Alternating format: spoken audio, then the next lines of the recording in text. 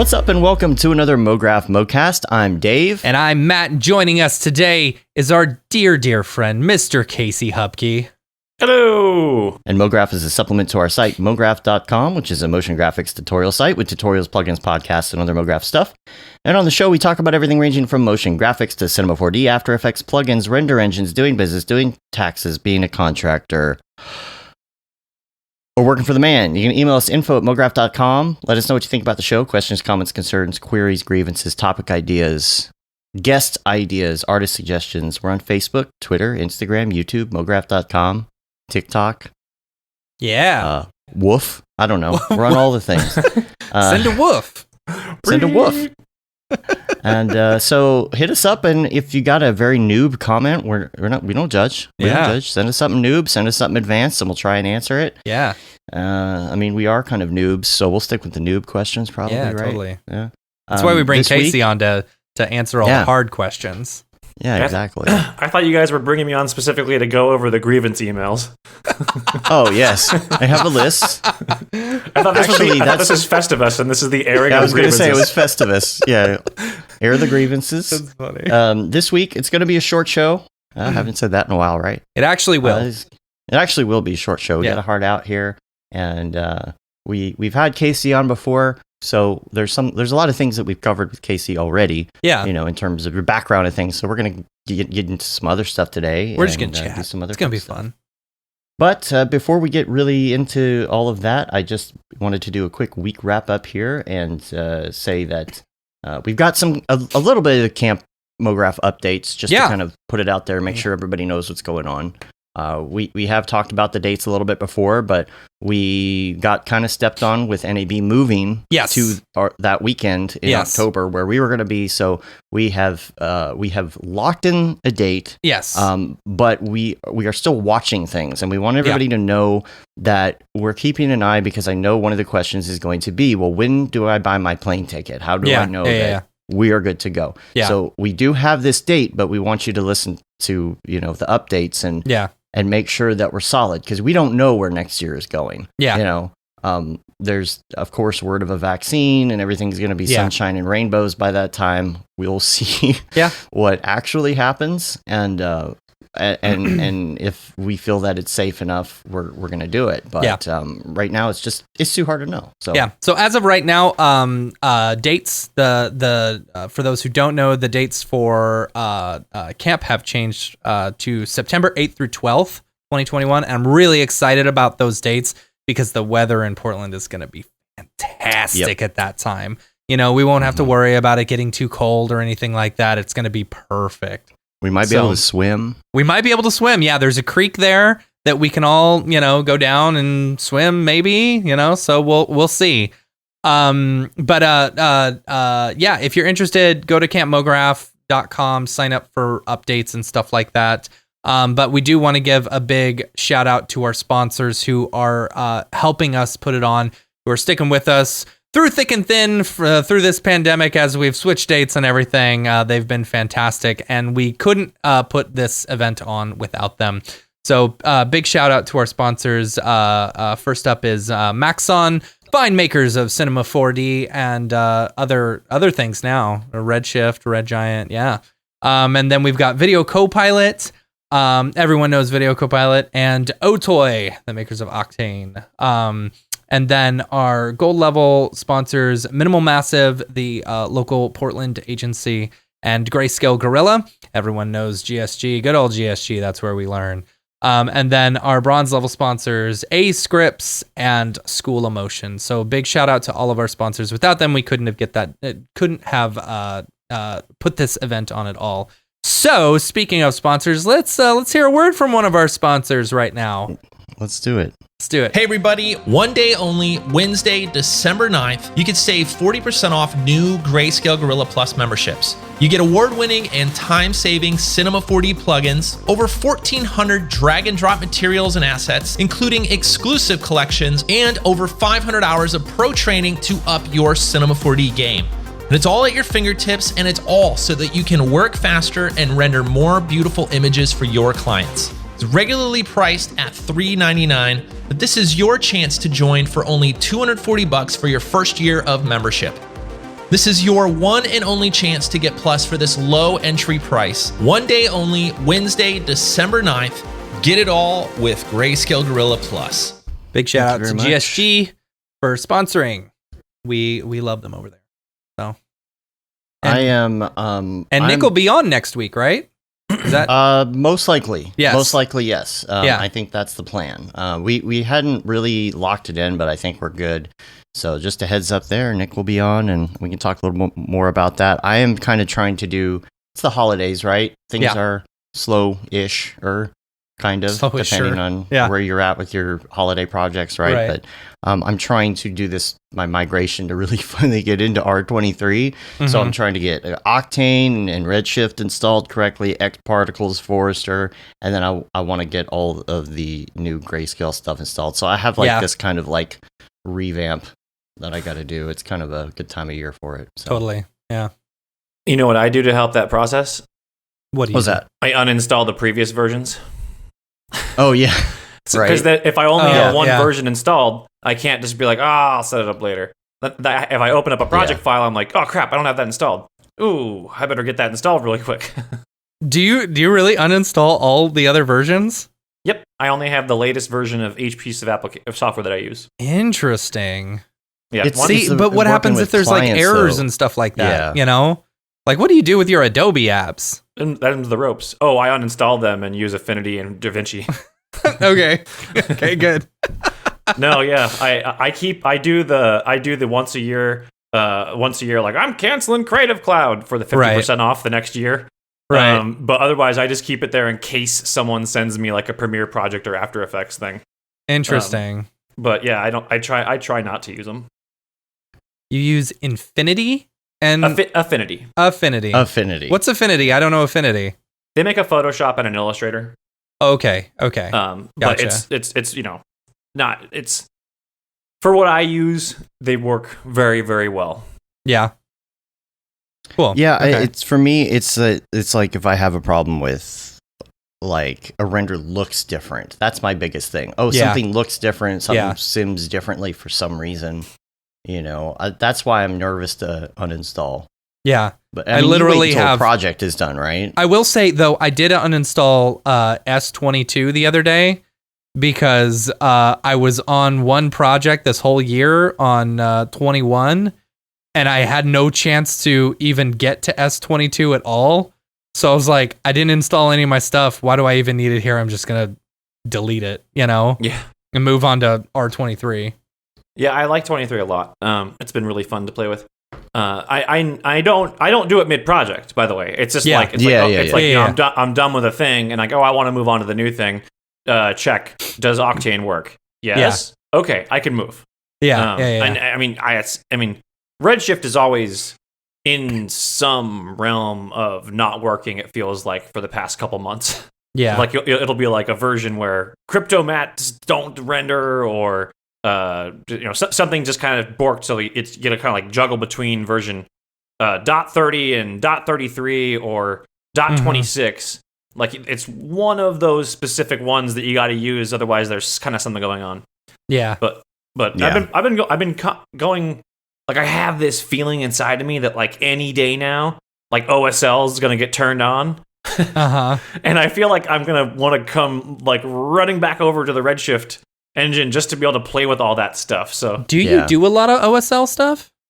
I've been going through the Big Book of Shaders programming guidebook, to learn GLSL, and I've been spending a lot of time doing tutorials on Shader Toy, and in general I've been working more towards or I've been having a lot of fun making shaders inside of Unreal Engine.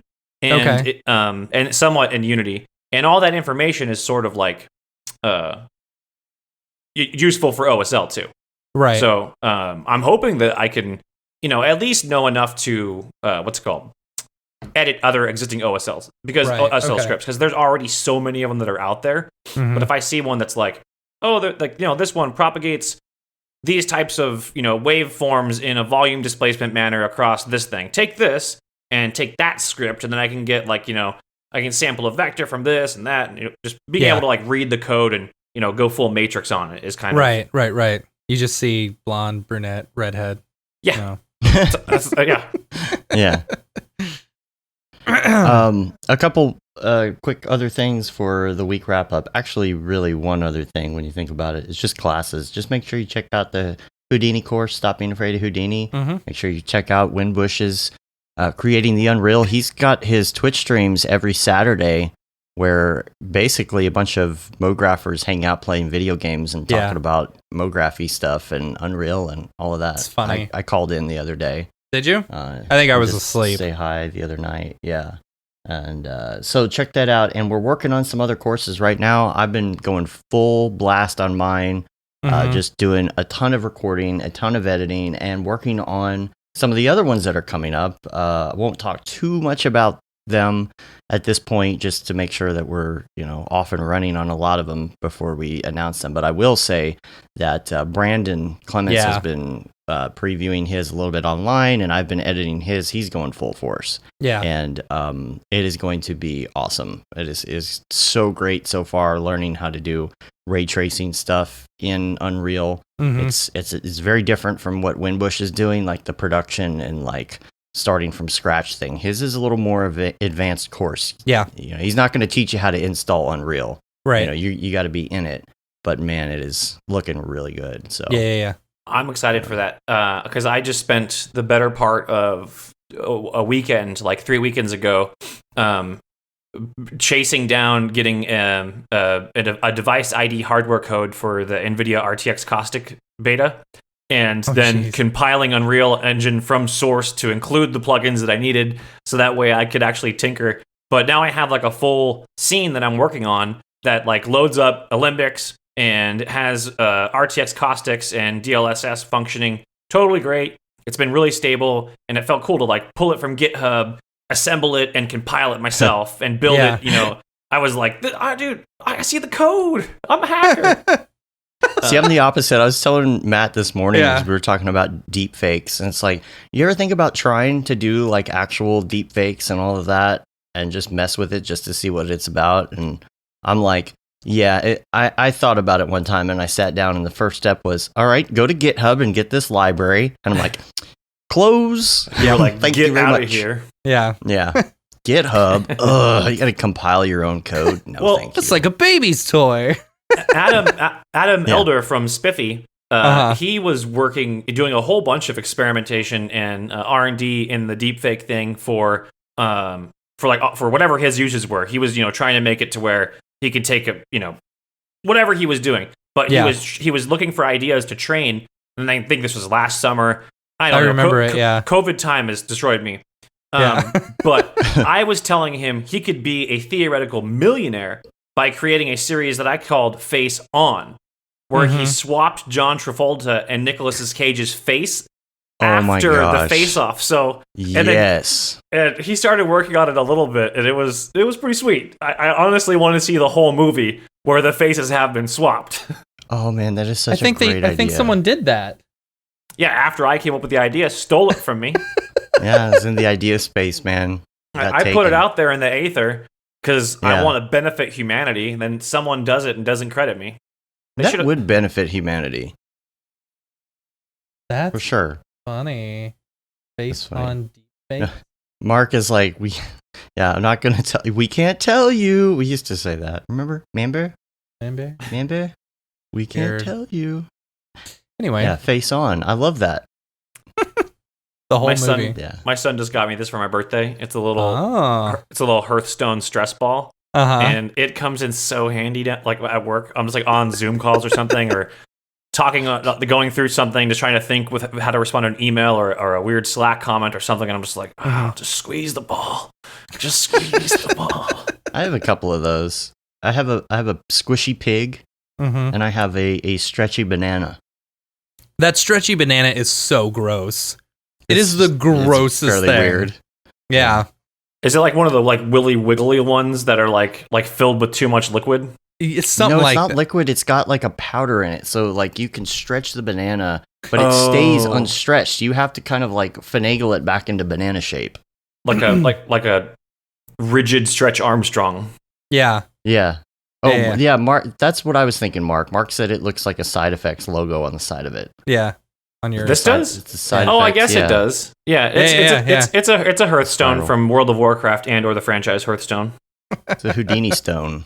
Yeah. The Houdini stones. All right, so here's what I have for our agenda, so to speak, right?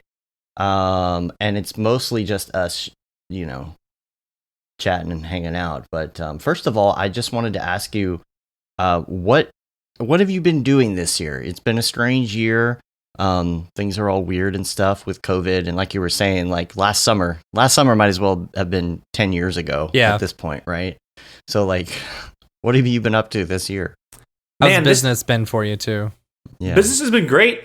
It's been really good. I've been like in the beginning of the year, we being Chris Cook and Rhino Eckstein and myself put together sort of this like motion design collective company called Decoy Flux. And it's largely been those two doing a lot of freelance work underneath that name.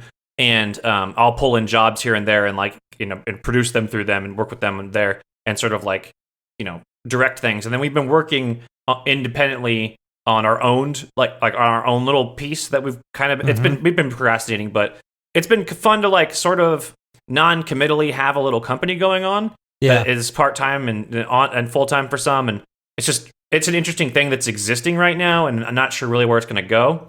But at the and then auxiliary to that, I was also looking around for sort of another full-time thing earlier in the year. And I wasn't sure really what I wanted to do. I left my job at Silence when it was bought by BlackBerry. I was there for almost 4 years. I feel like, with the creative team over there, I got to create some pretty insane stuff and play around with a lot of cool toys, learn tons about the cybersecurity and tech world and startup culture in general. And when I was done and I did a couple freelance jobs, I kind of just took a break and said, no, I'm not going to work anymore. COVID was about to start. It was, we'd heard a little bit about it in January, early February. And what I wanted to do, basically what came to me was I want to work on things that people experience as a group and have meaning to them. And it wasn't really concerts. I didn't want to do concerts again, but concerts were the closest thing I ever got to spending a decent amount of time building something that's like a living product that goes on and does its thing, and everyone gets to experience this cool thing. It doesn't exist on a screen. You got to physically go to see it. It felt sort of art adjacent. So I started sort of putting that out there, that I wanted something that was more on that pulse. I interviewed with this VR company for about 2 months. Jeez. A recruiter reached out to me and said, would you be interested in doing this? The company does VR concerts. They're getting huge right now, but the interview process was a little over 2 months, and it was during COVID. The people interviewing me changed a lot, and the job title they were interviewing me for changed a lot. And the end result of all of it was the CEO at the final boss, the CEO final boss, basically was like, look, you're great. You're really smart. Clearly, you know your way around these tools. But if, there's a lot of really great motion designers out there. And what we need is someone who can jump into any game engine with your abilities and artistic direction and actually make a change inside engine. And you just don't have that skill set yet. Yeah. And I was like, fair enough. I feel like, within 2 weeks, we would find that to be a non-issue, but right. To each their own. I don't want to start a job where I'm just constantly trying to prove that I'm worth the salary. So absolutely, it's been great. It's been great meeting you all. But through that, one of the people that was interviewing me along the way hit me up a month later. I still was taking a break and not working, and he was just like, "Hey, I've got a friend who I'd like to introduce you to if you're still looking for work." And I was like, I'm not saying no to any conversation with anyone. So yeah, let's connect. And that's that's the CEO of this company that I'm currently working at part-time now, hoping to be to switch this over to full-time, based on like some funding and all that kind of stuff. It's a startup, so it's an application called Tonestone. It's a real-time music creation application. There's not like I can't really get into tons of the details of it, but it's been really fun. I've been designing with engine creators and shader devs and just making concept art and working in a real-time application for the last like 4 or 5 months, part-time, and then working on art on the side. That crypto thing's so hot right now. So hot. So hot. That's on the list too for in a little bit. We'll get to that. But yeah, I've just been kind of like just doing kind of how I got into like this cybersecurity thing with like BlackBerry and Silence, is like just sort of like saying no to the normal stuff that I would normally just like take, burn a few day rates, and not be super stoked on the output or whatever. Just really like just only taking on projects where I get to like where it's like, hey, we trust your vision, do it to it. That's cool. I'm a little bit interested where some of this is going to go in the industry with game engines, because there's a lot of people that are in Mograph learning game engines, and it might be a good idea to dabble in it at least, because back in the day, remember you go to like an edit house, like a post house, right? Mm-hmm. And they would have a dedicated editor, a dedicated shooter, a dedicated producer. And of course, you come up with the concept of a predator, producer, editor. No. Yeah. Because they're combining jobs essentially. And I'm not saying that's necessarily a good thing, because, then all this stuff is expected of you. Yeah. But it sounds kind of like that's where some of this is going now with motion graphics. It's like, okay, you have to know Octane, and you have to know all 3D stuff, Substance and all that, but you also have to know at least a little bit about game engines to be able to compete. And hopefully that's not the case for everybody. I'd hate for that to be like kind of a given to be in Mograph. I don't think it really is necessarily. Yeah. It's a really cool thing. Like, I mean, I was just kind of helping out, consulting, like basically I've worked with getting a whole bunch of particle stuff out of Houdini and into Unreal, and kind of watched as like a full virtual production was like developed from beginning to end. And man, like that seems like a crazy task to get from Houdini to Unreal. Well, no, actually, you just install the Side Effects Labs Niagara exporter plugin, which is basically ships with Houdini. It exports a JSON, and then you get the Niagara plugin set up in Unreal Engine, and you load that JSON in the standard Houdini Niagara emitter, and you're basically out the gate have like a little GPU sprite or CPU sprite for each particle that's animated, and it works pretty clean. Like, I was able to figure it out pretty fast just based on the 2 videos in the documentation. So it's kind of like exporting an Alembic sequence in a way, to where like the data has already been calculated or something, right? And then you're just feeding that into another program. Yeah. It's I mean, it's a lot less. So with the JSON, like, it's got file overhead limitations. Like, you can't do like a million particle sim and export like a 2 gigabyte JSON and load it up as an emitter object. Like, you have to kind of get crafty, but it does look a lot better than like throwing a texture map on something. Yeah, for sure. And you've got the 3D elements of it, right? But I imagine that there's limitations because of the real-time-ness of it. Oh, yeah. VRAM. Yeah, VRAM's nuts. Like, I'm fortunate to be stacking 3090s over here, so VRAM doesn't even matter to me. Like, I'll load 4 instances of it. It's all good. At least for another year. Yeah, right. Yeah. Well, hopefully Unreal Engine and Unity like turn on support for NVLink, because I don't really. Who could possibly need more than 40 gigs of VRAM after Windows? I know one person, but I'm not going to say anything. Oh. Yeah. So much VRAM. Not Casey. No, not Casey. No, not me. No. Matt knows many people in the industry that I do.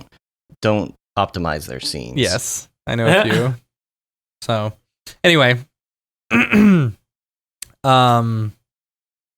many 3090s are you running? 2 now? I have 2. Yeah. Yeah. Yeah, I think I'm not sure. Billy or Rad Scientist may have beat me to it. but I think I was the first one on the Mograph Slack to get to.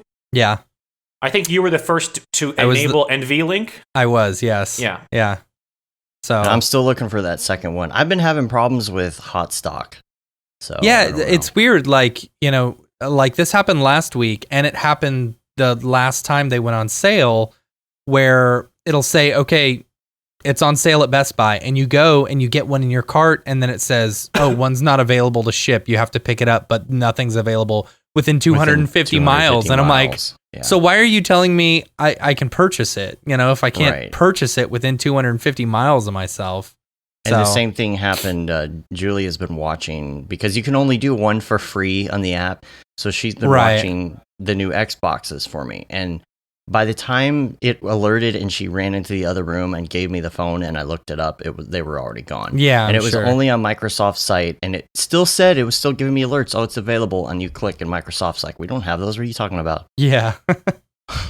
Is there a reason you would buy an Xbox if you've already got like a 3000 series Ampere GPU that could just like play I don't know. I don't love playing. I don't love playing video games at my desk.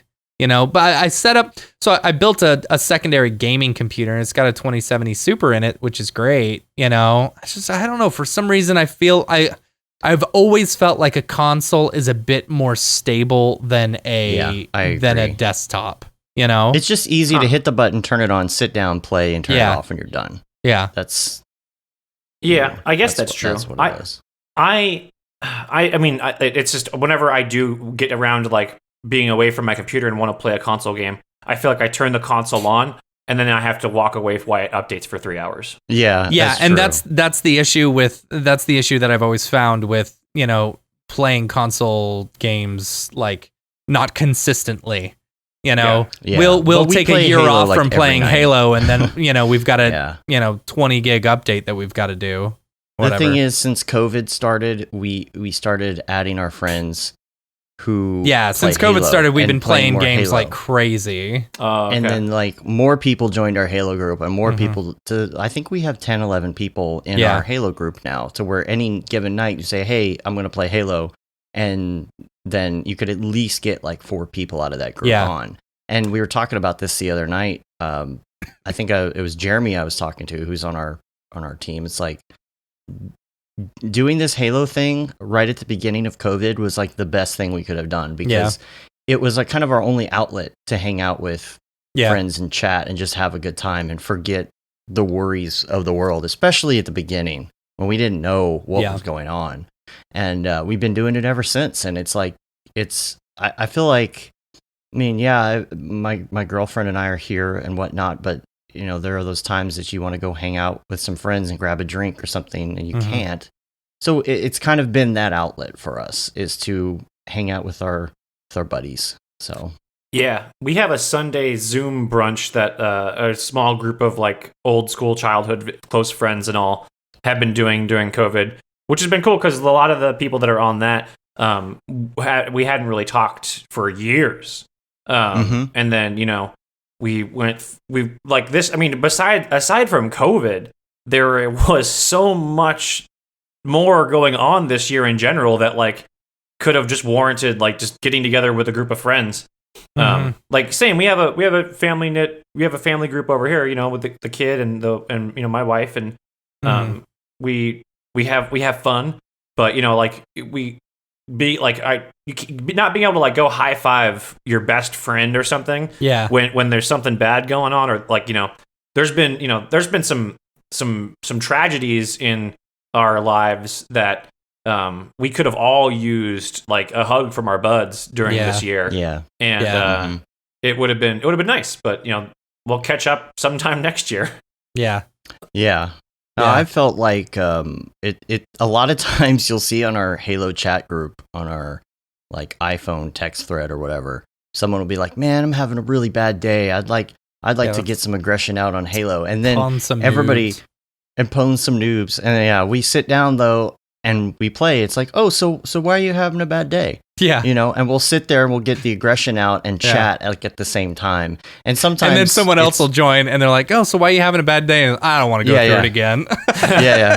But we'll it's almost like counseling or something. We'll all sit down and chat about what's going on, even if it's like work related. Yeah. My stupid thing's not working and the tech doesn't work and can't get this driver working right. It's just been a crappy day, and it's good counseling, Yeah. Yeah.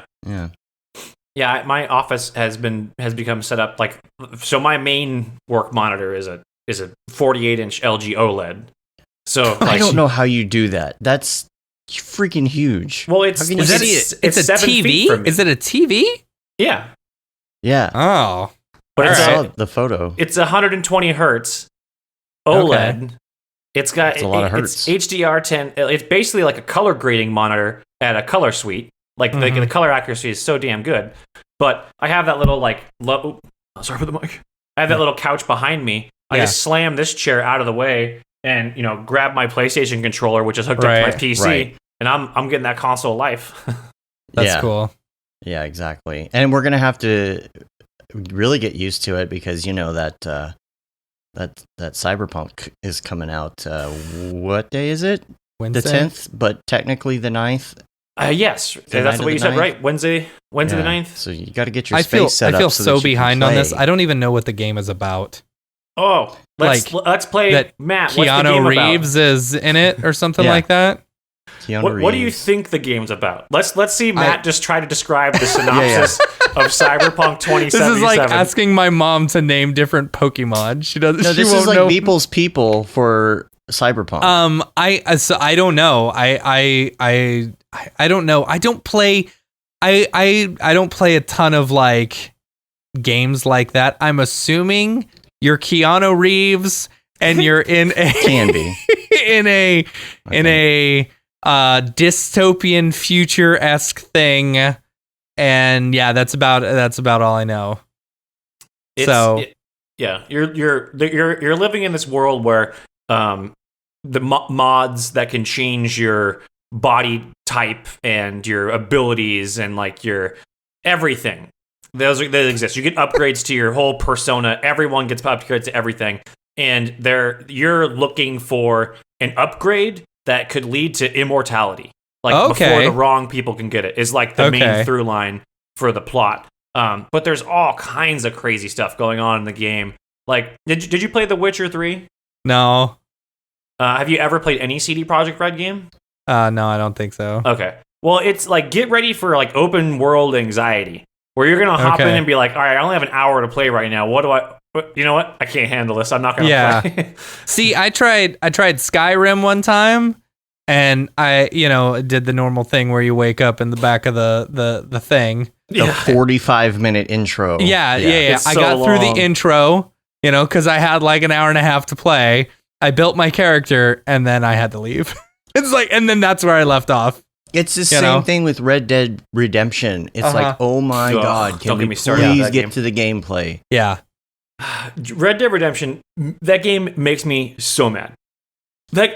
So I loved GTA 5. I've beat GTA 5 3 times. I the first time I played through it, I almost quit when you got to the Trevor storyline. I was like, I don't know if I can play. This character is problematic. I do not like you. Like, you cut to a terrible domestic dispute happening, and now you're supposed to play as the character who just did these things. I don't want to do this. This is not who I want to be. How do I get out of this? But then kept playing. And then like 8 months later, I was like, I kind of feel like playing through some GTA 5 again. But Red Dead, you try to hop in that. Like, everyone that loves Red Dead is like, it's so immersive. Like, the horse's butt moves. Yeah. But then you're riding your horse, and some idiot NPC walks in front of you and goes like, hey, and you trample them and murder them. And then you have all the police after you, and you got to go to the post office to pay your bail. Like, that's weird. No, thank you, Red Dead. I think that that Cyberpunk is basically going to be like GTA. I mean, it's going to have the open world stuff and all that, right? Is it multiplayer? Is it multiplayer? Well, I didn't know if like. Is it? I don't know. Not right out of the gate. There's a rumor that that's what they're working on, but they haven't said much about it yet. Oh. So I think that will probably. I mean, look at the model of GTA. They're going to do it. They're going to make tons of money off of it. It's going to happen. That was Rockstar, though. Yeah. Rockstar, like, have you ever watched, what was it called? I think the book's called, or not watched. Have you ever watched this book? Yeah, watched it sit on my shelf. You ever watched sitting this there book? forever, getting dust. It's called, like, I think it's called Wanted. It's like the story of Rockstar Games. That's cool. And it goes from like the humble beginnings to like the almost collapse of the company to the turning it around.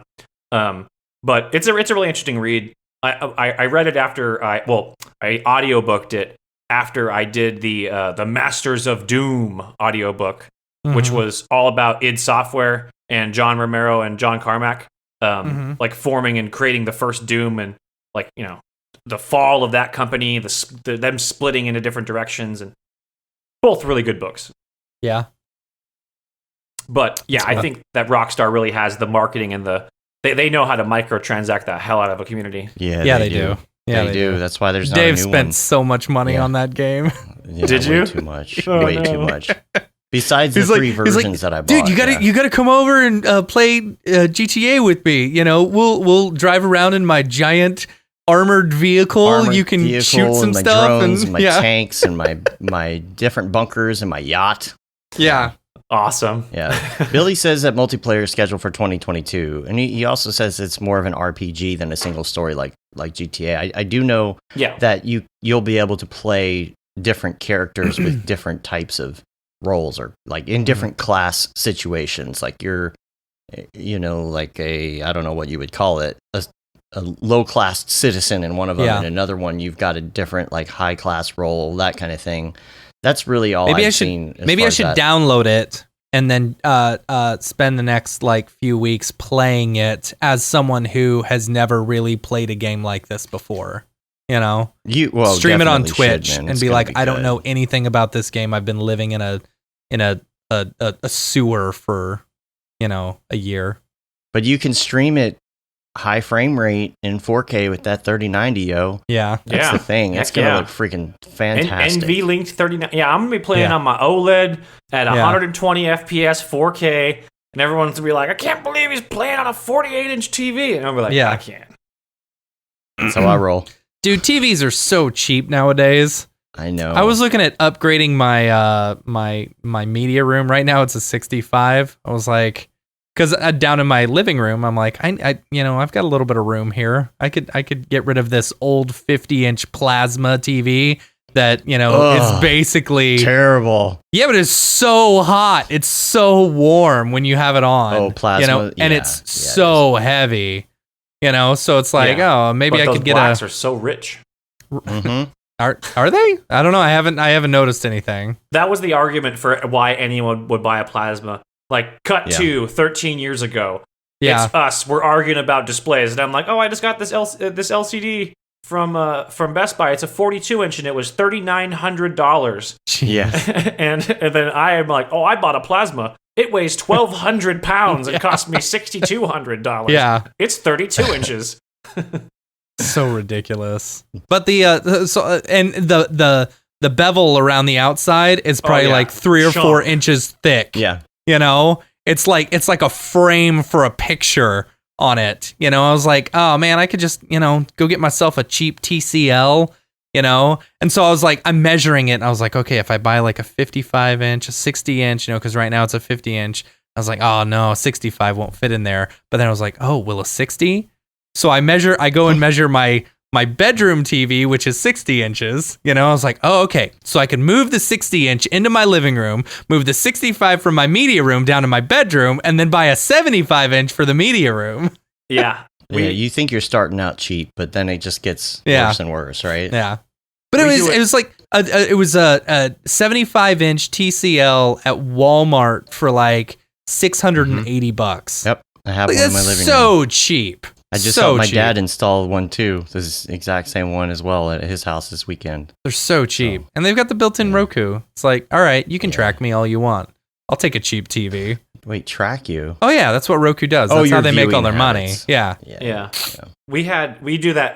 I think I'm about to trigger the cascading effect of television movement. Same exact scenario. Living room TV, want to upgrade, which means living room TV, still very good. Bought it 2 years ago at Black Friday. It's a 68-inch Samsung, super nice. But the bedroom is my old office TV, which is a 55-inch Sony XBR or XDR, which is really nice.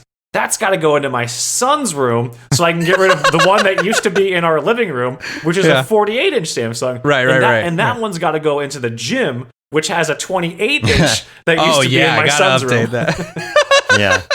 No, we put the one that my dad was replacing because it was still good. We put it in grandma's room, and it is overkill, dude. It is like a 55-inch gigantic TV, like, 6 feet away from her face. It's like such overkill.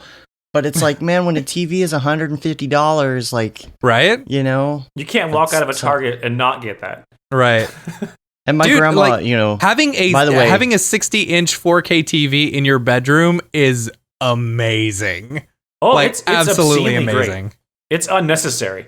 Yeah, it is unnecessary. We had friends over like after late last year when we remodeled and moved some stuff around, and they went in to take their kids to our son's room, and all the parents like turned their heads and like, whoa, like why does your kid have a 50-inch TV in his room? It's like, this was our bedroom originally. It was already mounted to the wall. Right.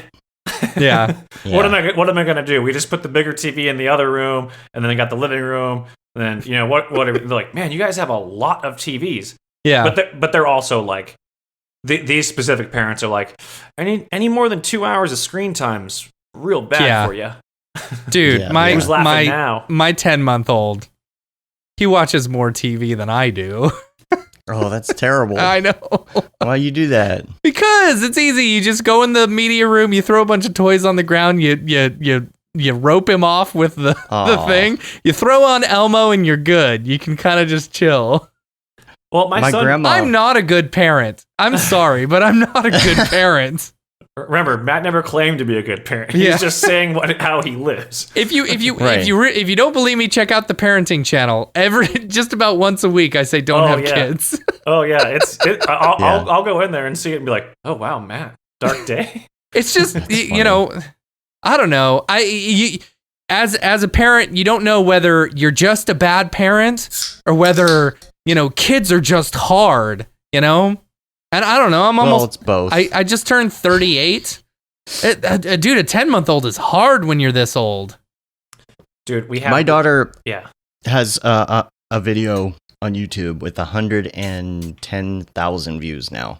Wow. So I'm kind of proud about the fact that she has had a little bit of screen time over the years because she understands like YouTube and things like that. But I don't know. I mean, it's a mix. It's like, I understand sitting there and just like staring at media all day is not good. But having like screen time that might be teaching you some skills for the future is bad, right? He's watching Elmo, that's educational. True.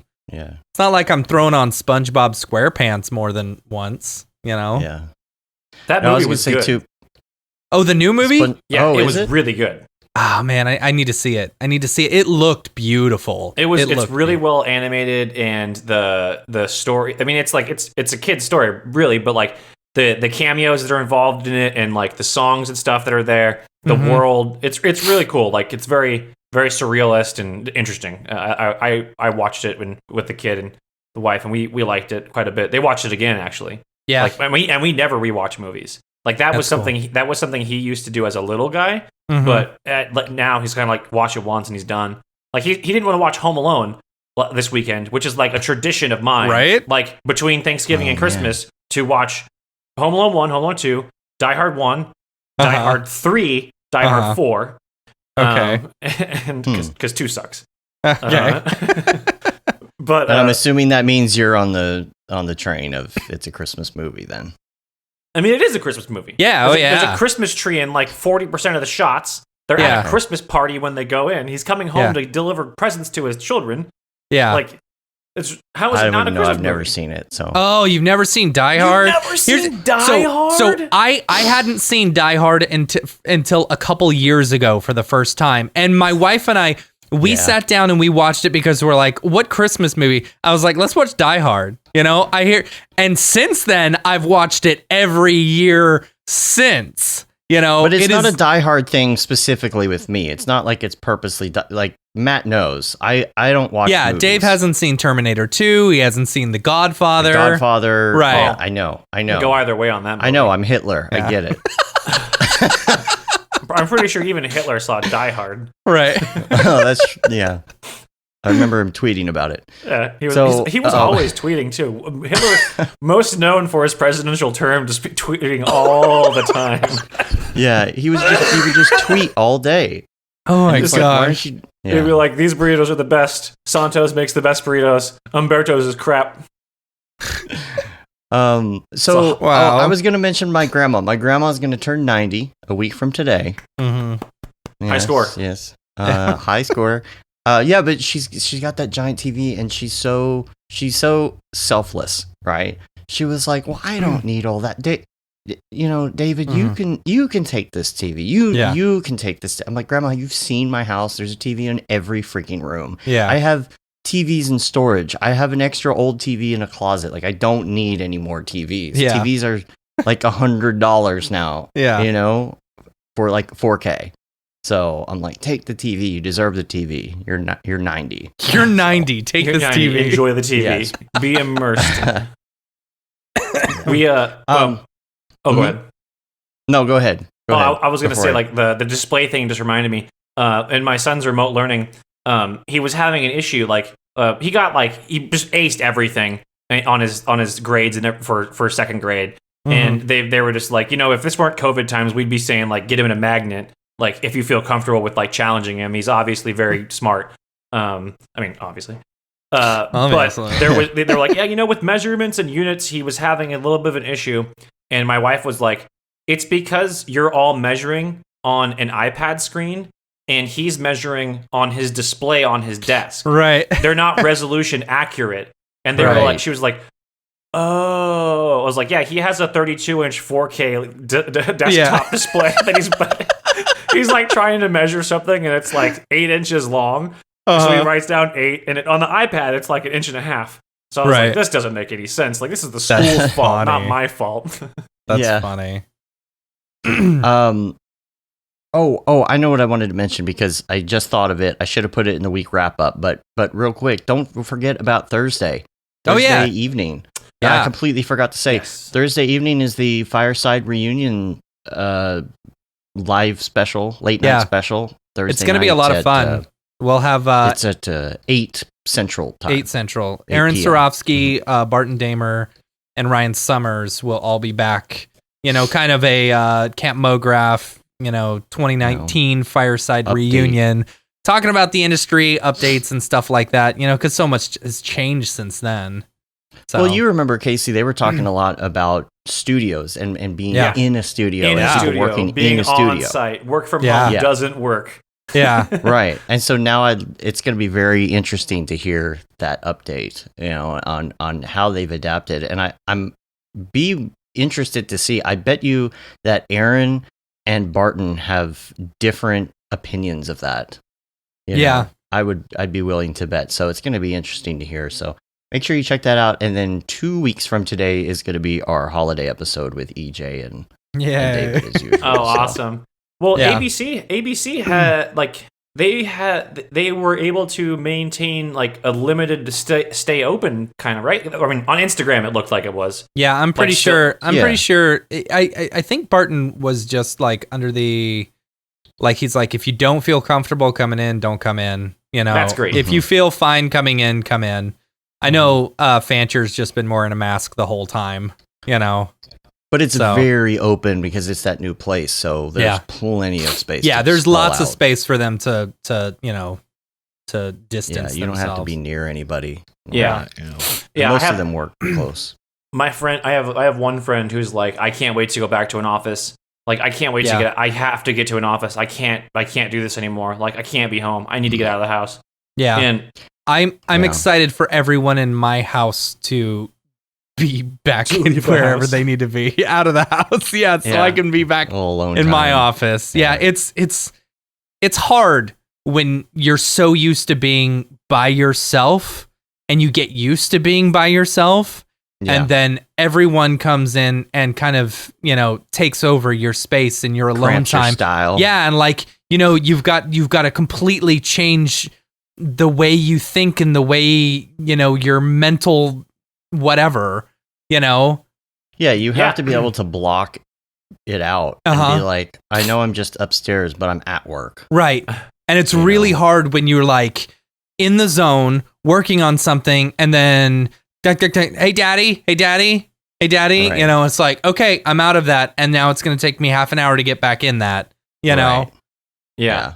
Oh, someone's at the door. Let me go downstairs and get the package. Oh, let me open the package. Oh, I got to do this thing. And then you realize that you're not at work anymore. I miss walking him to school because we walked him to school every day and picked him up from school every day. Like it was just like, from second or from when he was 2 going to preschool or daycare to preschool to kindergarten to first grade, like we walked him every day. And my wife and I had a cool routine. Like I'd put my workout clothes on, we'd walk down, she'd go up the street to her yoga studio, I'd go down to the street to the CrossFit gym, and then we'd meet back up, get coffee, walk home, and I would start my day. Or I'd go to yoga with her, and then at 2 p.m. every day, we'd go pick him up from school. And it was cool because we got to like interact with the other parents and the communities. And it's like, I think like I every once in a while have these waves where, like an example, we went to walk the dogs through this park that is like very big and open. And because we're very paranoid in our household. Like we're hand sanny in the car, we order twice a month, we never even thought of going in any of those like giant geodesic outdoor dining domes. Like that was just like, this isn't going to end well in our head. But we went to this walk and like there were all these kids like playing softball, like in 2-team sports in Los Angeles, like 2 weekends ago. As we're like cresting over 4,000 a day and going higher and higher and higher. This whole group of kids are playing softball in an organized league. And then at the playground, there's like 12 kids in the playground. And like, I was just like looking at him and like looking at all these other kids and like looking at him. And I just felt so bad for him because he knows that it's wrong, but he wants to go over there and then just like, chuck a shoe into the sand pit and like, crawl around and like just go ham with some kids and like, and you'd be like, hey, you want to play superhero? My power's lightning bolt. That's the hard thing. That's the hard thing. The only thing that we've been able to do, because my daughter is back in physical school, and I guess they're starting to look at data and the numbers, and it's with kids, it hasn't been as bad. I mean, I still get things saying from the school almost every week saying someone has been near somebody who had COVID. But if it's something my kid's where teacher has it right now. She won't be back until the 11th. My kid's teacher had it the first day of school. Whoa. We got a letter the first day of school. We're like, but not had it. I'm sorry, was exposed to it, but not had it. My kid's teacher has it. Officially has it. So she got it during a Thanksgiving break. Thankfully, I guess. Wow. So like no one was exposed, but I mean we've got antibodies from having it back in April. So right, well, that's nice. Yeah. The school keeps asking us to open, and we're like, no. Yeah, I was very hesitant, but it was one of those things I discussed it, and you. I don't know. It's weird. You have to kind of know how they're handling it, like to be able to see how they're handling it. And every school does it different. And I was very comfortable with what they were doing, and I still feel comfortable with it. Yeah. So, but we are being careful because grandma comes around every once in a while. My parents come around every once in a while, and so it's one of those things where like, okay, the holidays are coming up. Let's lock it down. Let's not see any friends, even for a couple minutes or outside or whatever. Let's, we're spraying down all the packages that come in the door, all of that, so that we can sit outside and social distance Thanksgiving, sit outside and social distance Christmas, just to get that. I mean, my grandma is like 90 years, turning 90. She deserves something for her 90th birthday, even if we're outside with masks on, It is crazy to me, like, because at the beginning of COVID, I was like that. I was like, I don't want to touch anything. Got to hand sanitize everything. And then I got it. And from that point on, it's like, I don't even think about that stuff anymore. You know, like. But it's a hard thing to say because you don't know if.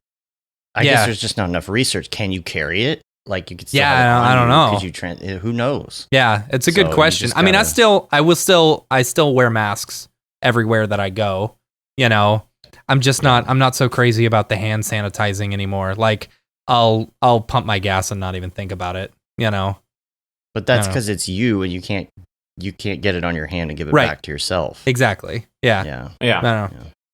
Yeah, thankfully his cousin is like the same age as him. Yeah. And him and her are on FaceTime with each other like at a ton. Like that's and good. she got gifted for like her birthday or something. Her parents got her an Apple Watch SE.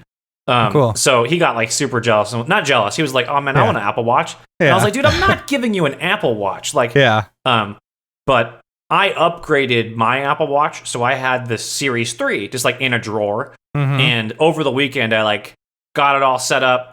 Series 2, baby. It's my wife's old one. But the Series 3 works great. But on eBay, it's only going to be, you know, like $60 or $80 or whatever it was. It wasn't worth wasting time eBaying it. So I set it up for him. Yeah. And now he has the walkie-talkie thing set up between me and his cousin and his mom and a couple other family members. And it's so cute to like just be sitting here working and it'll be like, blip, blip, blip. "Hey, Dad, just want to see what you're up to. Over." Yeah, that's cool. That's funny. That's full Dick Tracy right there. Dude, it's so awesome. Wow.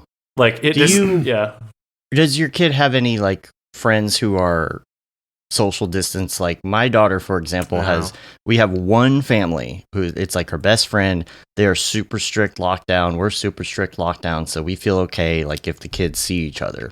Mm-hmm. You know, just so they have one person for the love of God to play with. Yeah. You know.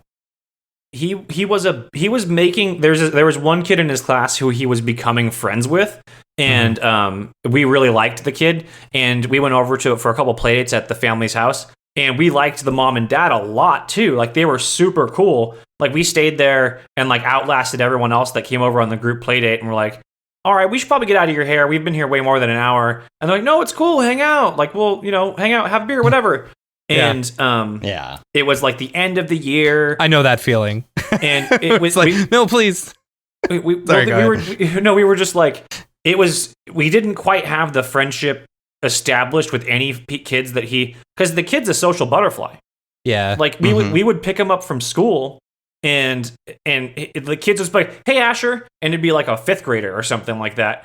And they'd be like, who's that? Yeah. And he was like, "Oh, I dropped something and they helped me." And then they talked to me for a little while. So we were talking about this.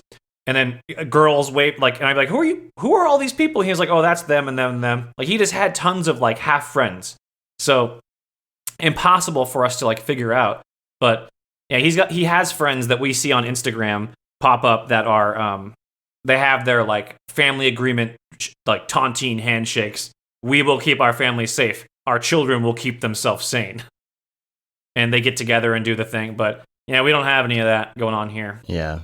Yeah. I guess, and we'll get to motion graphic stuff again here in a second. Yeah. But I have a question, and I think this just popped in my head the other day, so I wrote it down for anybody that we're talking to about this stuff, which is, what have you learned about yourself in COVID times? It's a good question. That's a good question, because I don't know. I've learned I don't have a lot of patience, but I kind of knew that already, you know. And especially like I don't know. I've learned I'm not a good parent. I guess. I don't know. You know. Yeah. Yeah.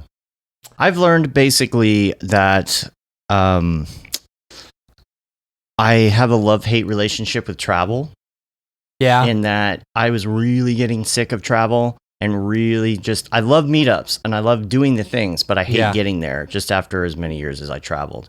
Yeah. And I hated being like, okay, I only have 3 weeks to do X, Y, and Z at home because I'm going to have to leave again. And that's going to throw my whole schedule off for another 2 weeks. Yeah. And I got into the point where just travel so much. I just was hating having to just get on a plane so much, but also that I miss going and doing meetups and things. Yeah, I know. And that I have enough self-discipline in me to keep working out, which I couldn't do when I was traveling before. Yeah, I'm proud of you for that. Yeah, you're looking great, man. Yeah. Thanks. I did 14 miles yesterday on... that was the most I've ever done because I'm starting to build up the endurance long distance stuff. So 14 miles. Wow. I only have 2 words for you on that: bloody nipples. Ow.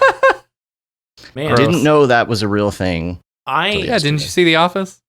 I was getting sort of out of shape again in the summer, and I was like, man, this sucks. I'm losing it. I'm like getting soft and fluffy everywhere. I can't squat anymore. I'm not working out consistently. It's me.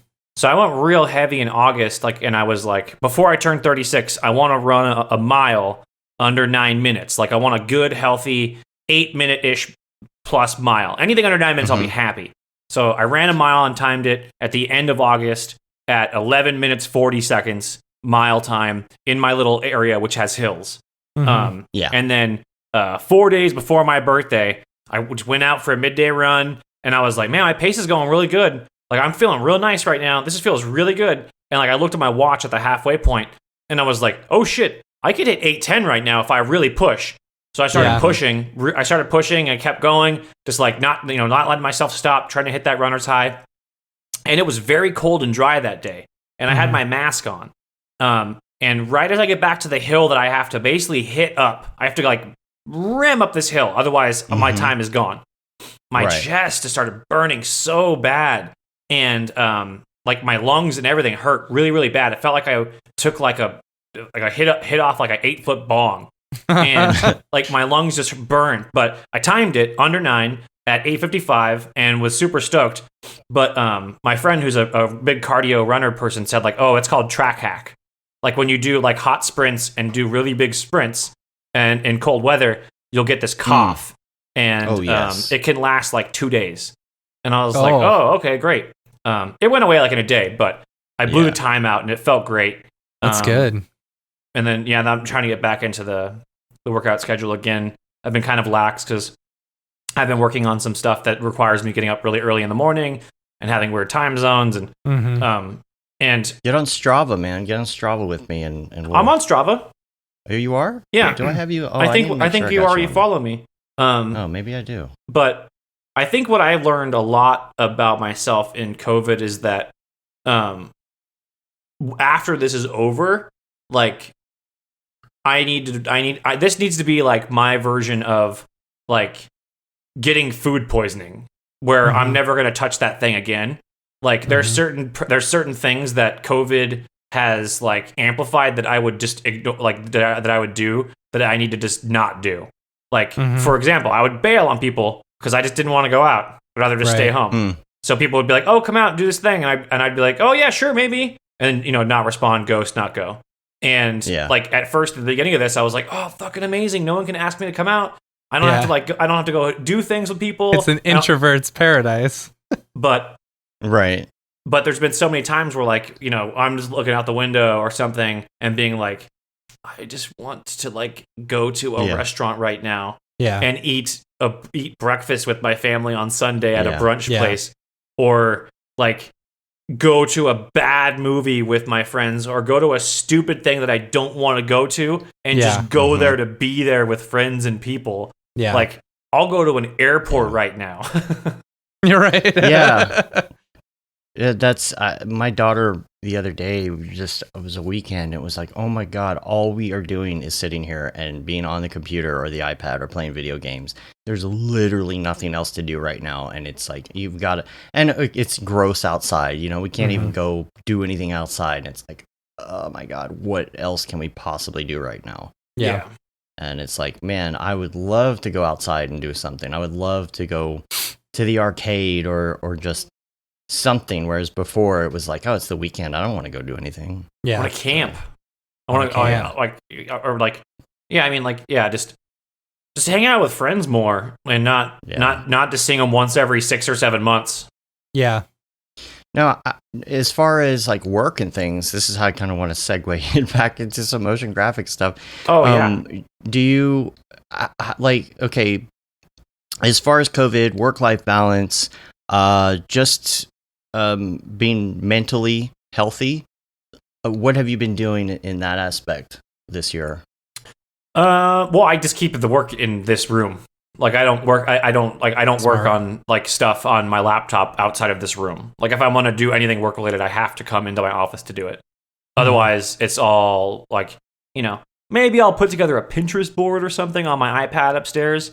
But I've been working from home for years. Yeah, I've been a remote person and a collaborator for a very, very long time. So. I had to go through that whole process a long time ago, like figuring out how to like walk out. One of the things that helps between this room and the upstairs is my gym room with my weight rack and stuff. So trying to do some kind of like 5 reps of something just to like, you know, change my mode, you know, like, do 5 air squats when I walk through, or like, you know, do like 5 like power cleans, or like something like minimal that just like triggers a flip. Yeah. Do you have like certain office hours or anything like that, or is it very? No, I'm bad about that. Yeah. No, I'll be like, there's a lull upstairs. I'm gonna head down for a while. Yeah. Or I'll just be like, yeah, man, I don't really feel like working on this today. I'm just gonna go upstairs and then come back down at night. But I think that's the benefit. I don't see that as a negative. I agree. It's fluid. Yeah, I hated studio life. I hated like studios starting at 10 a.m. I was like, 10 a.m.? I've been up for like 4 to 5 hours already. And then I got to come in at 10. And you got to like, then you're going to roll in with your art director scarf, sipping coffee at 10. It's basically just lunchtime at this point. Yeah. And then you're going to be like, I'll check in with you like an hour. Just give me a minute to like get settled in. By that point, it's like 11:30 when you actually came over. And I'm still looking at the end of this when I get to leave at 7:30 or 8 p.m. tonight, an hour of traffic to go home. And then my day's busted. Yeah. I don't even really get down to any creative work probably until like after 6 o'clock every night. It's just, you know, managing things, phone calls, emails. I'm so different than y'all. Know? I am so schedule oriented. Like that's definitely me. It's like, and I mean, I am too, but it's just a different schedule. Yeah, I guess. Yeah. See, I'm get my kid to school, you know, and when he's not here, it's get him to school, and then, you know, get to work until I've got to go pick him up, and then unless there's something very pressing, it's like I'm off. I'm done. You know, but y'all are both morning people, though, so that's kind of a difference. I'm a morning person. I am very much a morning person. Yeah, right. Yeah. And I'm not. See, that's the whole thing. Like, I thrive on working. See, I'm in bed by 9 p.m. every night. I'm not asleep. You know, but I'll chill in my bed for a couple hours. Yeah, but I might be. Yeah. I don't even get in bed probably till at least 1 a.m. Yeah, no. And that's the thing. I've had to tell myself not to be upset that I'm not getting up at 8 a.m. Yeah. You know, but it's like, why are you upset that you worked 15 hours a day and are actually getting 8 hours sleep? Yeah. It's all it is offsetting the schedule. Shouldn't be, you know, upset. I shouldn't be upset at myself for getting to my desk at 9 a.m. Yeah. So. No, I don't. But that's one of the things that I think the whole work from home and remote contractor and time zone ambiguity provides us all the ability to do to work like this. Is you can work whatever hours you want. If we're collaborating, we're in a different time zone. Doesn't really matter. We're going to sync up and handshake and do our things that we're working on. Like Chris Cook and Rhino, the two that I usually generally always work with, they're in South Africa. So fun. We sometimes I'll be awake, like playing a video game or something, and they'll hop on Discord and be like, "Yo, Case, wanted to check in on this," and I'll be like, "Oh, cool, let's just check in really quick." Yeah. And I'll wake up at like 6:30 in the morning. They're pretty much almost about to wrap up their day. We'll check in, talk about things. If I'm helping them on something, I'll take over, and then when I'm done, they're picking the things back up. Yeah. But yeah, that is I try cool to be wary about of working. people's schedules. Say what? Oh, I'm really wary about people's schedules and making sure that I'm not like, oh, you want to meet at like 6 or 7 o'clock tonight? on Skype or something, making sure, is that cool? But most people are like, oh man, that actually works better because then I can finish my work and then we can talk at 7 o'clock at night. So sorry, what were you saying? I was gonna say that's really nice. Like, we've had Phil Raid Zero, do a few jobs for us, and he's in the UK, so it's like he gets a jump start on stuff 5 hours before we do, and then hands it off as soon as we get to the office or whatever. It's nice.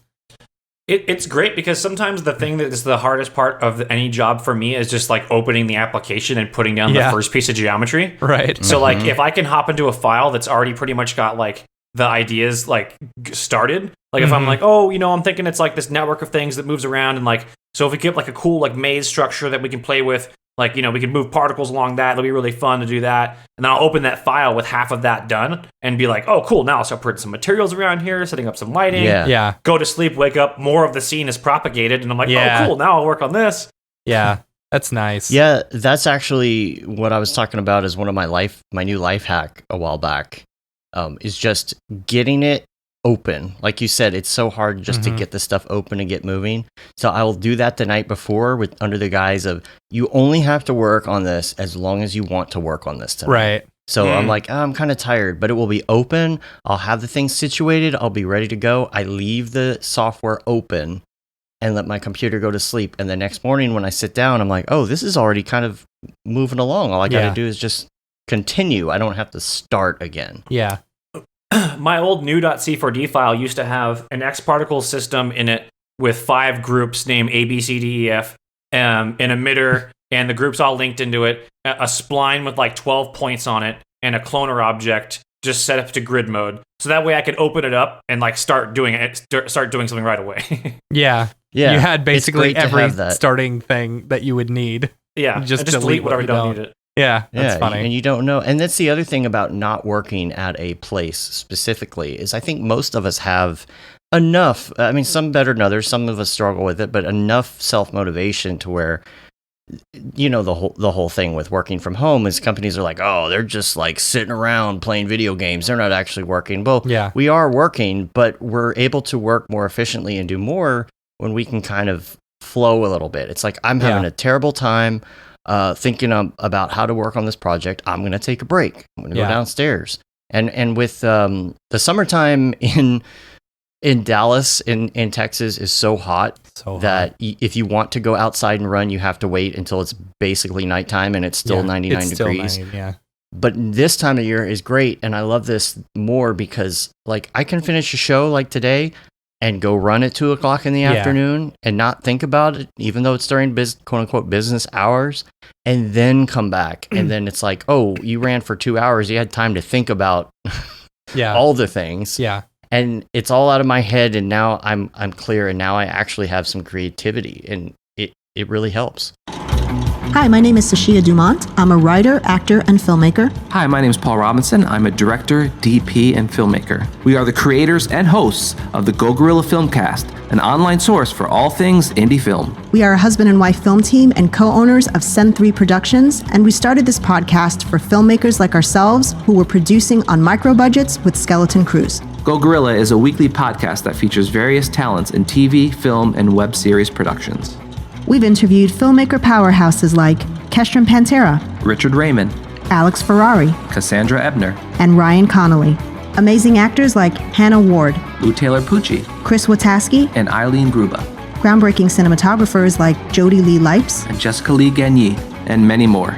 We also offer weekly reviews of our favorite films and shows, which vary from low-budget first-time filmmakers to A-listers and everyone in between. Go Gorilla is proud to announce that we have officially joined the Mograph Podcast Network. So if you love filmmaking as much as we do, tune in every Sunday for a new episode of the Go Gorilla Filmcast, your source for all things indie film.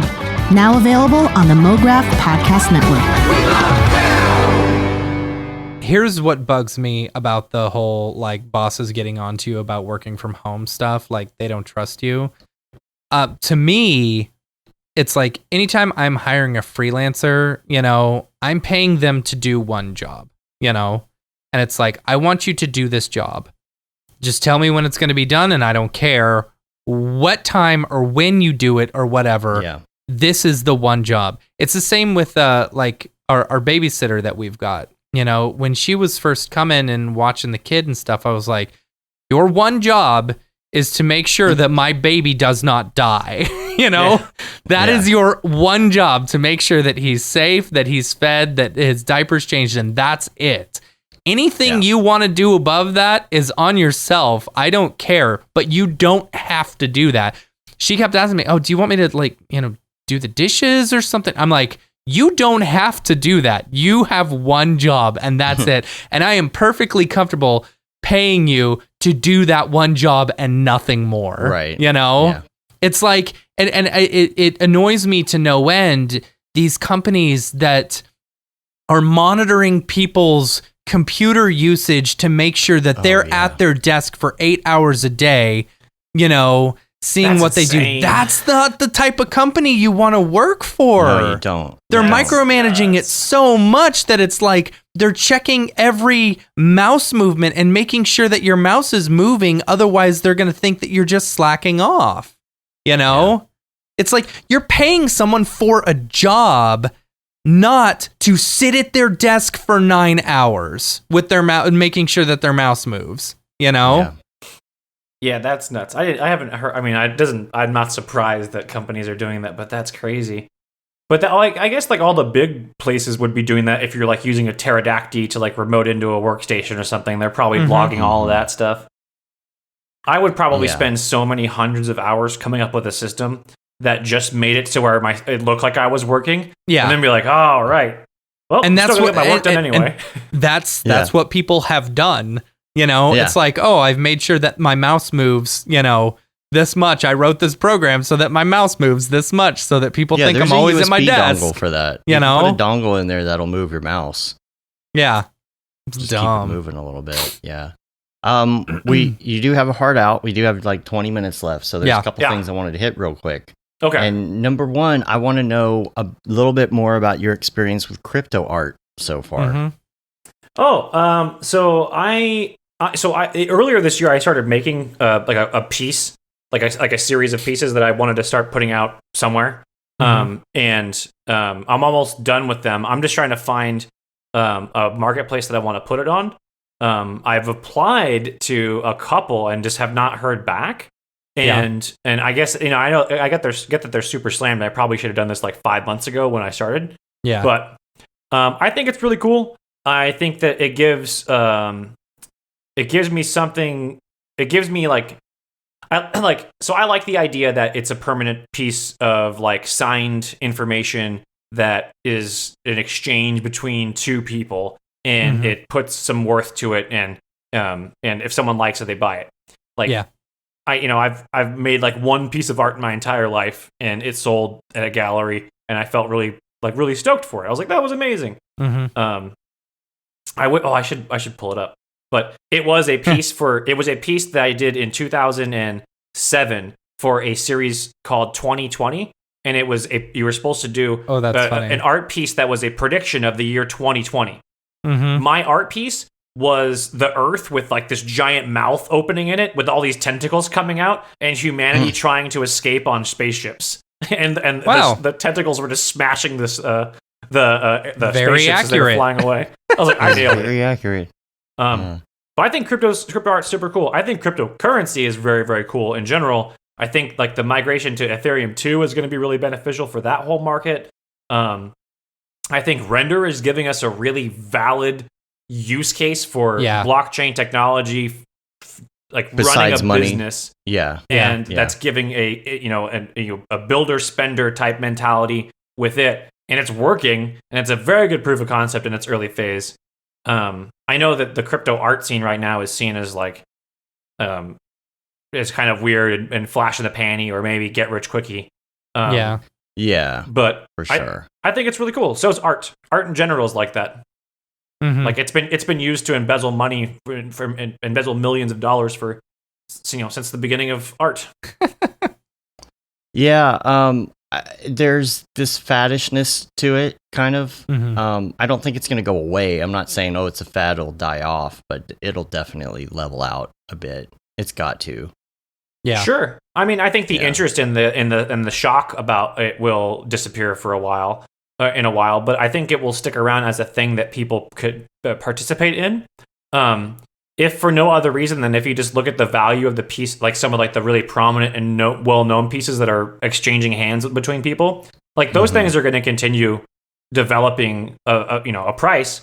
And I think that you'll start to see artists' older works as they become popular. So as there's a big rush for everyone to get in and charge 70 Ethereum for an emoji or whatever, as that all quells and and then some heroes and stuff rise in the industry and, prominent artists and the whole genre sort of balances out. I think we'll see some really cool, just changes in it that I'm excited for. It's definitely given me a reason to continue making these like quarterly art piece goals that I've given myself. Because I don't really like posting. I always felt weird, like just doing the daily thing on Instagram or something. Like, I could never get myself to do it because I was like, this is just doing extra work, but I'm not getting paid for it. Why would I do this? Yeah, this is just work with extra steps. Yep.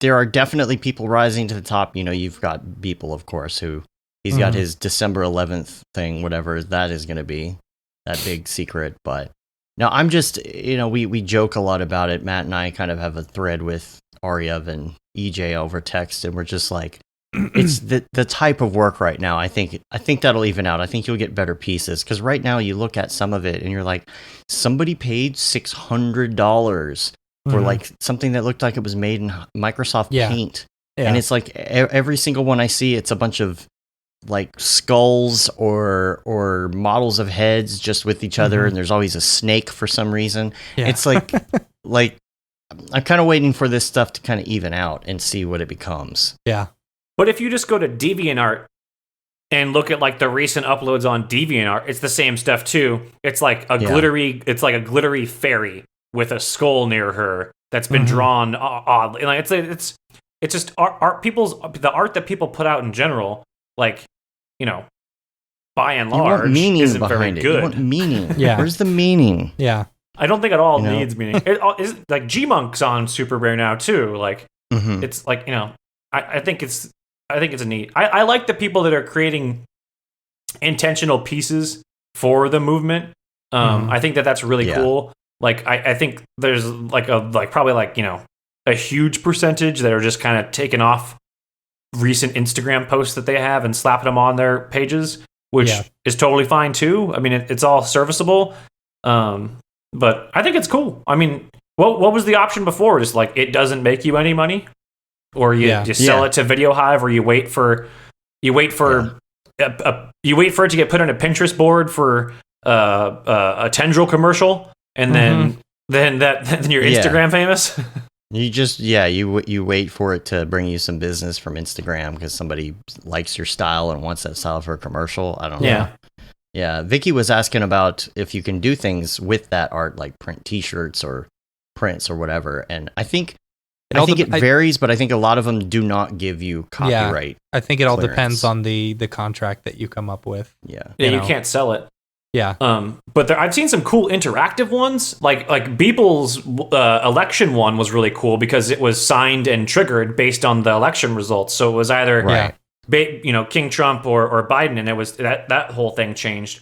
I've seen some that have like timed music, so the music changes. I think they're really cool. What I kind of want to get in the I'll throw this out there in the world, and maybe it already exists and I just didn't see it. But it'd be really cool to have like a crypto art wallet binder or portfolio device, like a really nice LCD screen that you could store your prints in and toggle between it with a good refresh rate and a long battery life or something, like something that you can like physically hold and store your pieces in. I guess it could be an iPad, but I mean something that's different that you could like one of those Samsung TVs that are the art frame ones. I would love a small version of those to store pieces in that are like 4:3 or Instagram reses. Like a Raspberry Pi or something that can do that. That would be perfect.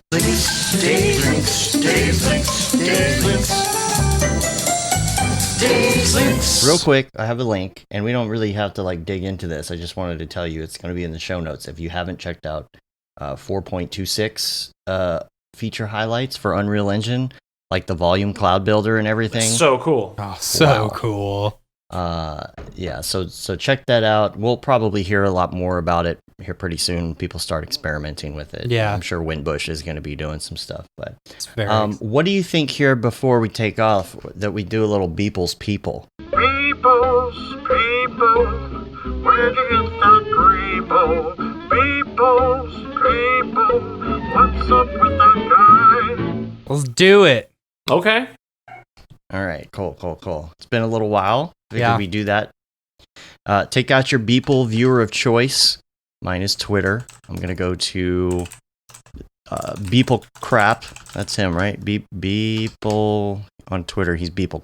No, he's just Beeple on Twitter. He's not Beeple Crap or Beeple Dash Crap. Go to his latest one.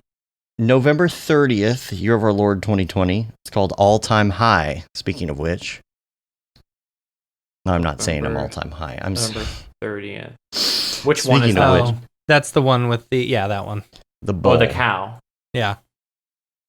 So because this is about crypto, right? Bitcoin, hitting an all-time high. It's been like on the cusp of hitting that over 20K. Yeah. I don't know if we're in the Beepleverse anymore at this point. I don't think so. You know? I think it's the crypto art world now. Yeah. You can tell he's been definitely making art based on that and based on Bitcoin, because Bitcoin hit what, 30,000? Is it 30,000 per coin? Almost 20. hit 20 or 20. Yeah, 20, that's right. It got close. Yeah. I don't keep up with it enough to know. Yeah. The Billy Beepleverse says has been on the blockchain the whole time. That's funny. Yeah. It's super meta. So what thoughts about this piece? You can see he's definitely using the Octane post effects here on the candles, like you do. Right. Yeah.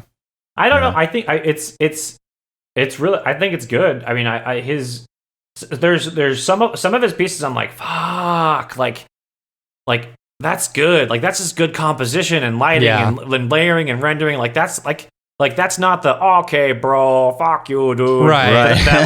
Like I don't see I don't see that guy making this. Like the joke around funny em up people. Like when he rips out like a hardcore good piece of concept art, I'm like, damn that man has talent.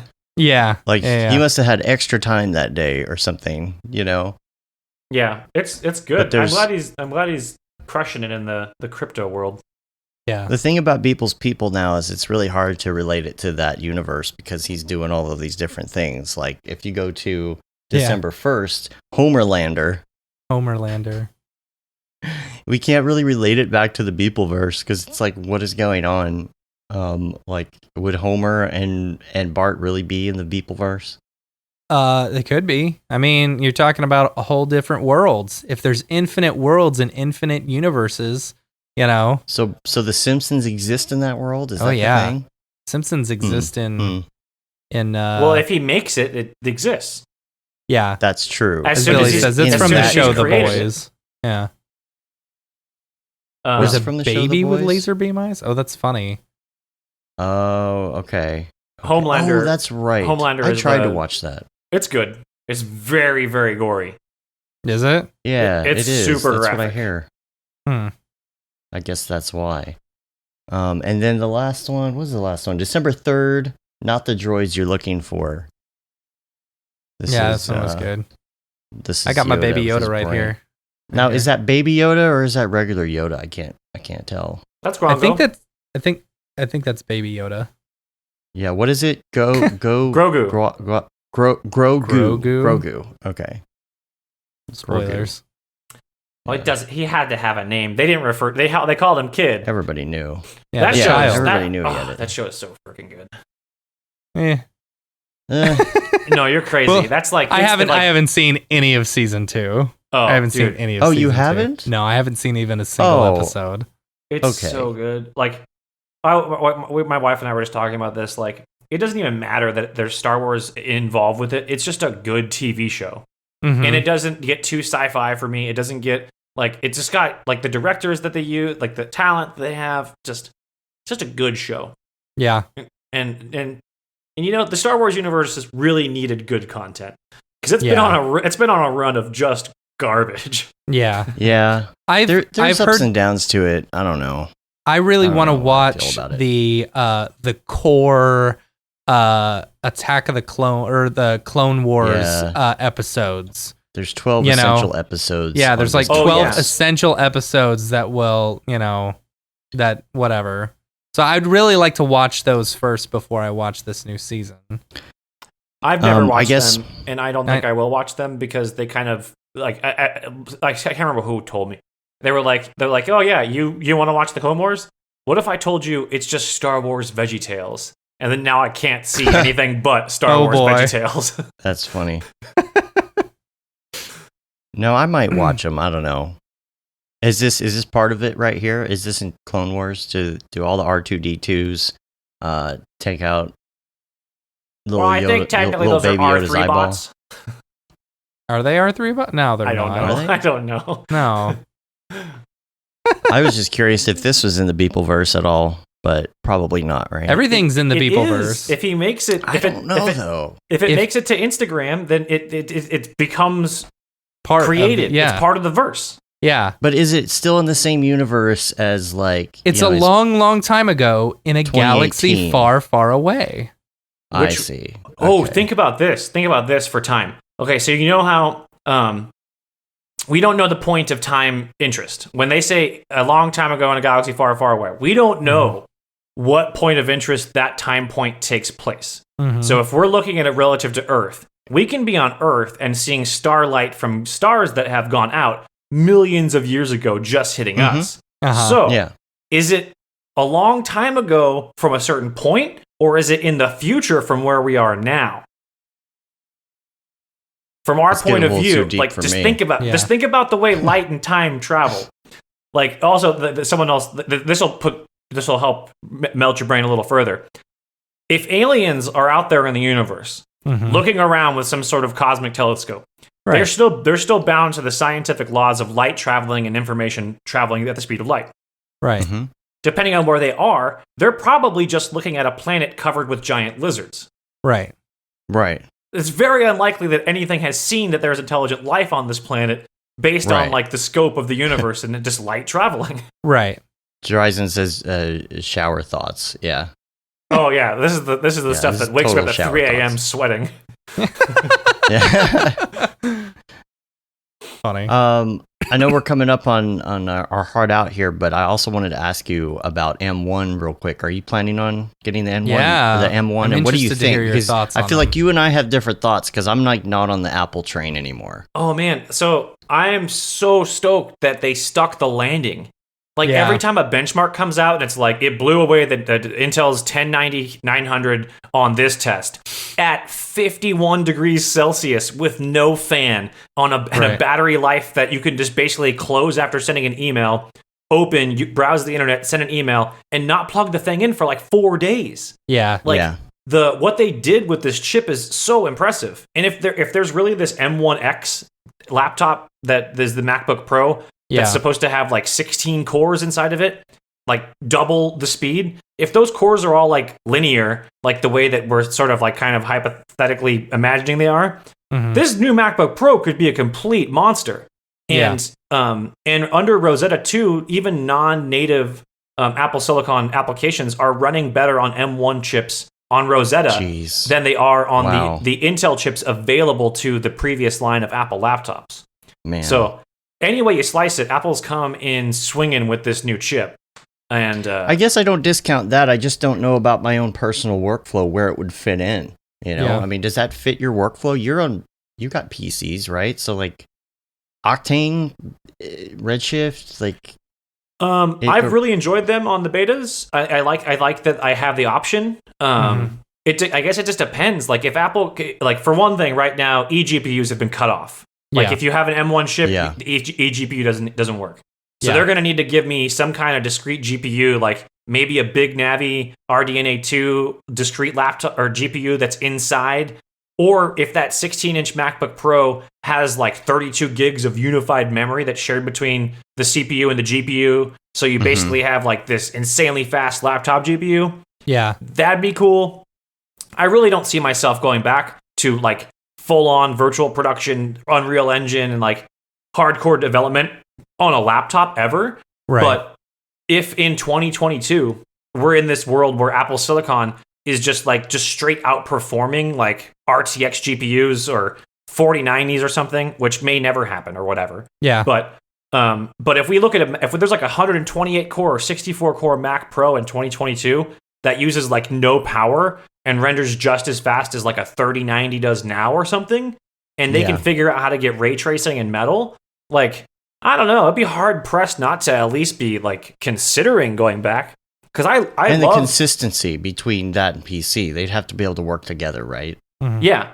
But AMD is already sort of flexing on their version of ray tracing, saying like, oh, it works like this, it works for these games. For these games, we have a different version of DLSS type thing that we use, and this. So this they're splitting again. So it's who knows? I mean, it's exciting. I do a lot of my storyboards and all my pitch decks and everything else on my MacBook Pro. Like I plug my iPad Pro into it and use it as sidecar, break out the Apple Pencil to like do my style frames, then comp my renders in, let the PC do all the rendering. And I really, really enjoy the Mac OS user experience. Yeah. Like like for example, I don't use Gmail, Gcal, or any of that stuff, but I have Google addresses that I need to use. On my MacBook Pro, my iPad, and my iPhone, I just go to accounts, put it in, and everything's synced fine. On my PC, if I try to, someone could explain it to me like I'm 5, would love it. I have no idea how to add a Google account to Outlook and have the calendars all sync up. That's no clue how to do that. It's a mess. And just the way that like there's apps on Mac OS that I love too, like Fantastical. Like I just hit Fantastical's button, type lunch with Dave, 12 p.m. CT. It'll email Dave, put that in my calendar on the day that it's typed in plain human text, and and it's organized very clean. That ecosystem, I love that. Yeah, but it'll be interesting. Mark said that Intel got very complacent, which is it's true. And the thing is, they were already not doing as great because the Ryzen processors were kind of encroaching on their territory, and now that they're not in Mac, it's like, where is Intel going to go? Yeah, which is why it's a good time to invest in Intel, I guess. I don't know.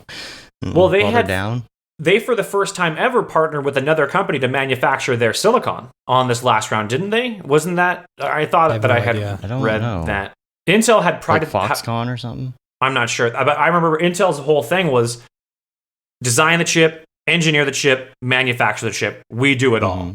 AMD would be like, ship it, let's get it world.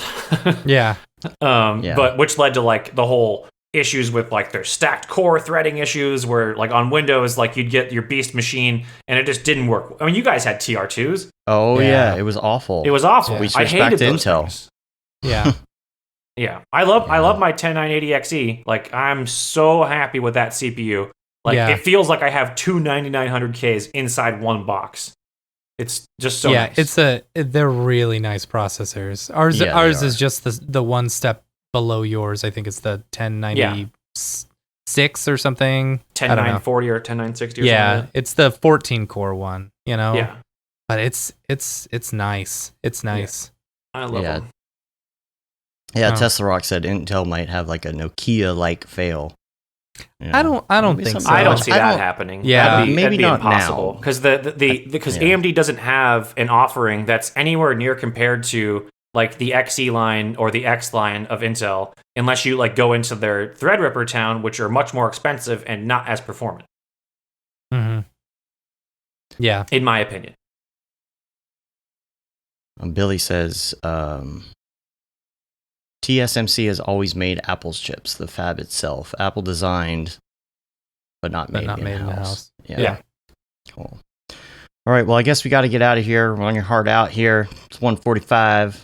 Casey, thanks for hanging out with us, man. It's always a pleasure. I was telling Dave this is basically like the only holiday party that I have planned this year. Right. Come hang out on the actual Christmas episode.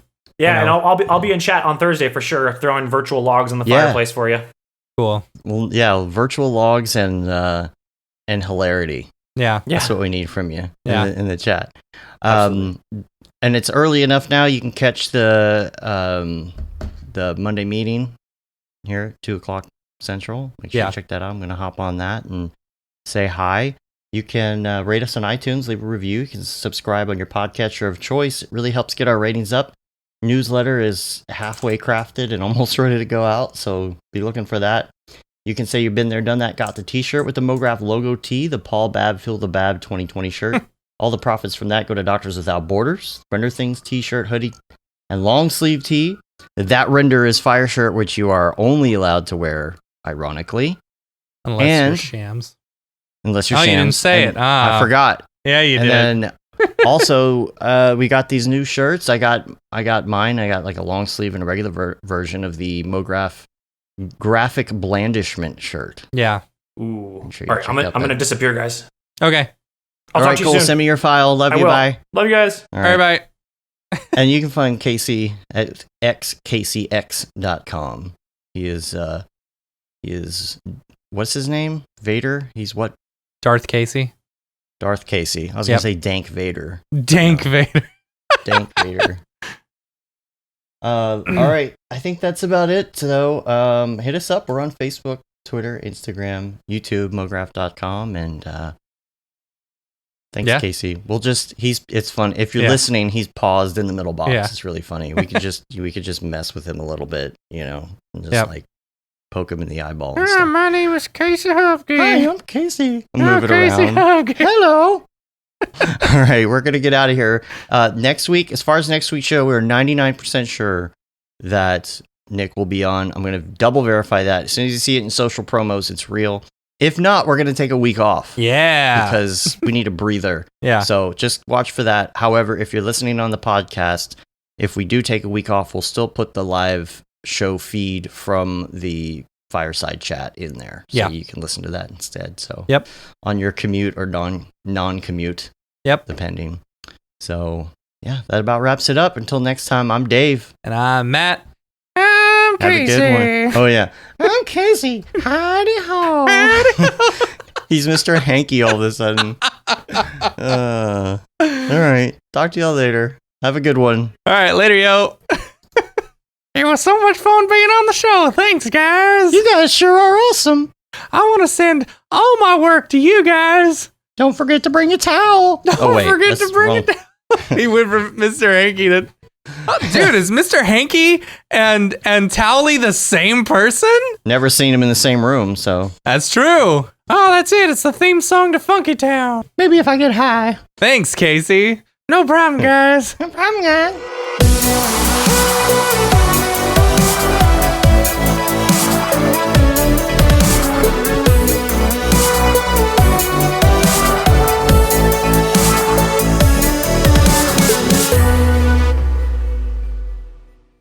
Pretty good, I guess.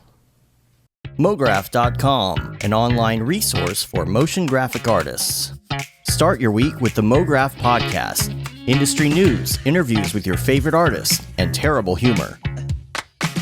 Watch live shows and interviews from Mograph events like NAB, SIGGRAPH, Half-Res, and local meetups. Our Mograph Talks feature live demos and motivation from artists all around the world. Sometimes you gotta make stuff that you're not gonna put on your reel, and I'm not here to judge. What if Rick and Morty show up for the countdown at midnight? That's where I peaked in life, in my career. We gotta stop this thing, Rick! It's gonna kill us all! Hear from the people that create your software, design your render engines, and artists that are changing the face of modern motion graphics. You get that render done. Yeah, you better frame what? Mograph tutorials and online classes will teach you about Cinema 4D, After Effects, as well as other popular software and render engines. Throw in the HDR Studio, take the render settings, pick the HDR, put in a reflection, and gorgeous. Branch into new software. Learn time-saving tips, techniques, workflows, and lessons that'll keep you up to date in the world of motion design. Oh, brother, those are some of my favorite elves. I love projects that scare me. When our art director comes to us and asks for something that I had never done before, man, it gets me pumped. Join the conversation in our live sessions. Check out our plugins or join the hundreds of daily active users in our Slack channel for technical help, advice, contests, or just to joke around. Real nice banana. Ah, that's so funny. All right. I'm going to live forever. Subscribe today and get the latest updates on our YouTube and other social media channels. Take all your dreams and just do it! We don't care how you get here, folks. Just get here. Subscribe to Mograph.com.